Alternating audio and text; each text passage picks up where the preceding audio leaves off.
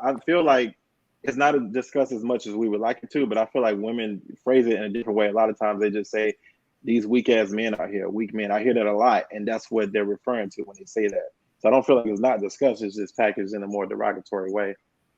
You know what I mean? Versus getting to the root of the issue. And I think we got to look at how over time, when you are a certain age, I see some of the 20s and 30 something dating now, the 20s. And when you 20, 21, 22, my values were different from when, now that I'm, 40, a woman of a certain age. Like, people's values and what they prioritize, they change over time as they age. That's the other part of the conversation that we need to have. Growing up where I did grow up, a lot of pretty much, I would say maybe more than half of the people I graduated from high school with, and I come from a small rural area in Georgia, because my beef is a lot of times they do these numbers based on urban areas. Nobody comes out to the country to count us, but that's a whole nother conversation.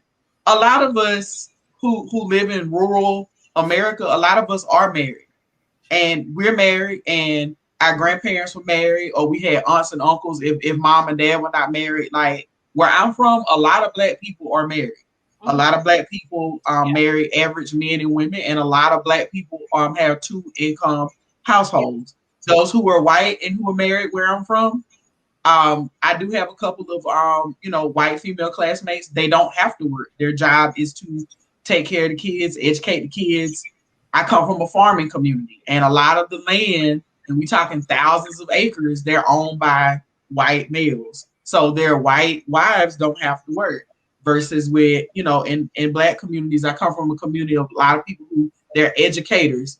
They work in either admin for education. Their spouse, the husband might be the principal, the spouse might be a first grade teacher, So I'm hearing what some of, what you're saying, but growing up, this is what I saw. I think environment has a lot to do with it because we were taught to value certain other things when it comes to men. And I think in general, when, women say, oh, I want a man who takes care of me, I'm thinking about how I was raised. It was much more, a man who maintains the outside of a house, a man who, he makes sure the cars are straight. He makes sure the yard is straight. These are things that were instilled in me early, So I think over time, as you grow older, your values start to change.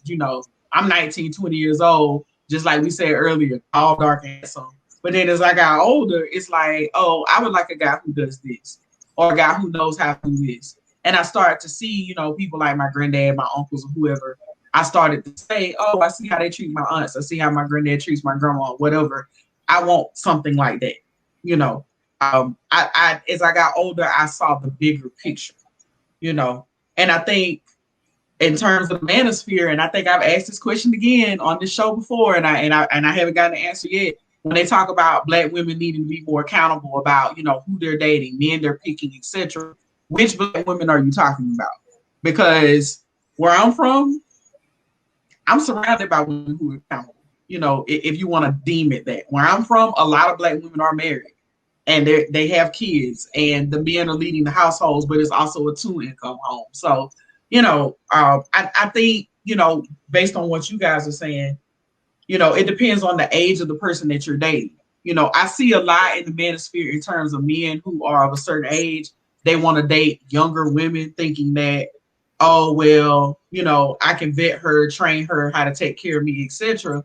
But then you got to think about it. You got a female who's like 21, 22 years old. What she values today versus when she turns 35, 40 years old, it's probably going to change. It's probably going to be different over time. So, I just want to throw that out there that, our values change over time, whether it be age, experience, or what have you. Yeah.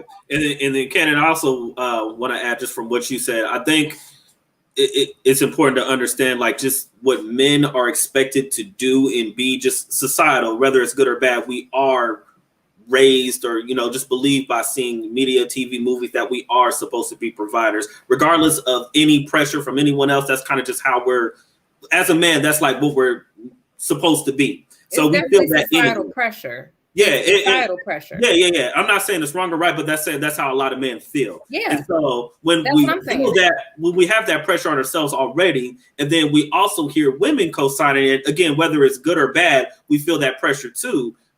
What you're doing, speaking on the situation with you and your husband, that is great, but that is different from what the norm is, from what we normally hear. We normally don't hear women say that or be okay with that. Again, this doesn't make it okay, but this is how it is. But I am with you about promoting something different, because that would make it better.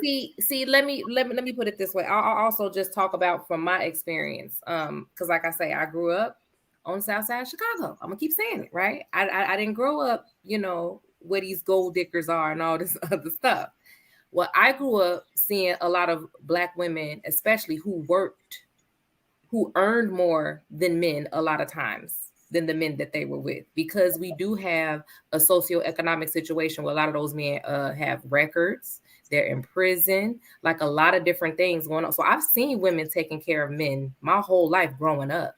So what I'm saying is we got this, I don't know what this thing is. It was like, because it used to be like that. No, but what I'm saying is because there is a pressure in society that tells a man he has to present this one particular way. He has to fit in this box, right? You have to earn this, you have to do this, or else you're not a man. And so what I'm saying is that a lot of times when you're hearing, especially now in my age group and things like that, what I've seen growing up with women who were taking care of men, right? Who were looking out for them, whatever, those men were feeling emasculated by the simple fact that those women were taking care of them. Not because the women did it, but because they felt like they were less than a man. So you saw certain behaviors and certain things that you like, I'm gonna be dealing with that. Like, so I have to also work hard and then take care of your ass, and you mad at me for it? I'm not doing that. You see what I'm saying? So what I just don't know this idea where it's like because women, da da da da. It's like, no, what I'm saying is that we have to do some adjusting. Right. And this is why I keep saying the whole conversation frustrates me so much when I hear like, well, men don't care about how much a woman earns, but the average Black man will only ever make 40K a year. Well, if you're only gonna ever make 40K a year and you're trying to have a family, then you need to care about what a woman earns. That makes no sense.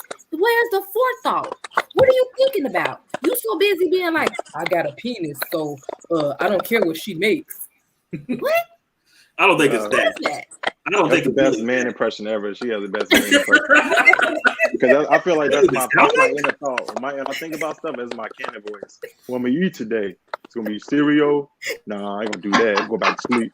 I think just like that. I'm like, damn, she got it down. but I'm just saying, like, it's definitely got to be some balance. I'm not saying that there's no truths in the things that are being discussed, because a lot of times when you have stereotypes or you have these general conversations, there's going to be some threads of truth in it. But I just feel like the narratives being spun is just like, those are not the conclusions. Like that, it just doesn't make any sense.